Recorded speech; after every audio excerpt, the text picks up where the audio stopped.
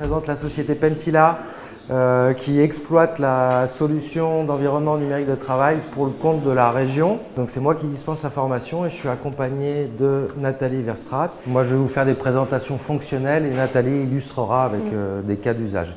Et après vous ferez sur la partie pratique. Donc en 1999, lorsqu'on a conçu notre première ENT, l'objectif était de généraliser les outils du numérique dans la communauté éducative. Aujourd'hui, les objectifs sont un peu différents.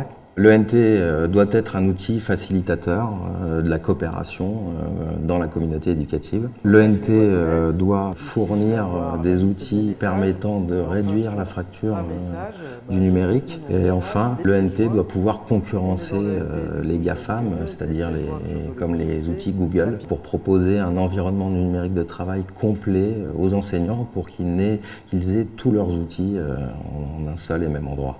Et petit à petit, finalement, les membres de la communauté s'emparent de toutes les fonctionnalités complémentaires et supplémentaires qui sont proposées par l'ENT. La prise en main de l'ENT est assez rapide puisque l'ensemble des fonctionnalités a été pensé pour faciliter finalement l'usage au quotidien. Lorsque l'enseignant se connecte la première fois, eh bien, il a déjà en fait ses classes, ses groupes, son emploi du temps qui sont effectifs. Les outils sont assez simples comme je le disais. Par exemple, la création en quelques clics d'un groupe est particulièrement bien appréciée, ou encore le glisser-déposer lorsque l'on veut diffuser une ressource à ses classes. Et puis aussi, il y a toutes les ressources que l'on utilise au sein d'un établissement qui vont être accessibles en un même endroit, quasi immédiatement, comme l'exemple de GeoGebra pour les professeurs de mathématiques. Donc la section correspondrait par exemple au grand 1, la sous-section au petit 1, et l'unité c'est l'activité ou la ressource.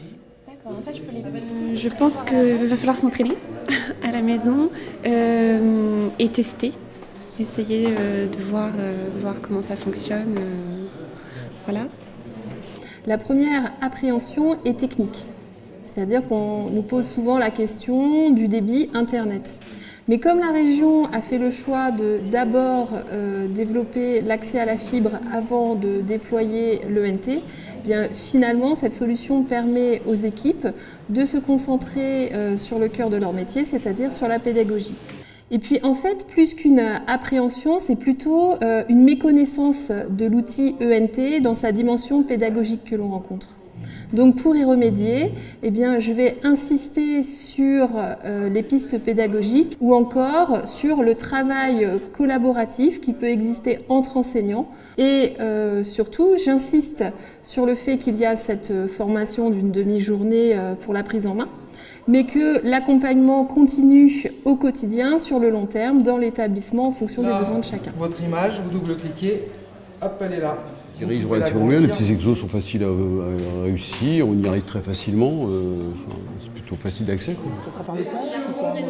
Là, pour le moment, on travaille dessus et puis on cherche des enseignants intéressés, donc beaucoup d'établissements. Je suis l'interlocuteur principal des proviseurs et surtout des administrateurs locaux qui peuvent me contacter pour toute question ou pour tout besoin d'accompagnement.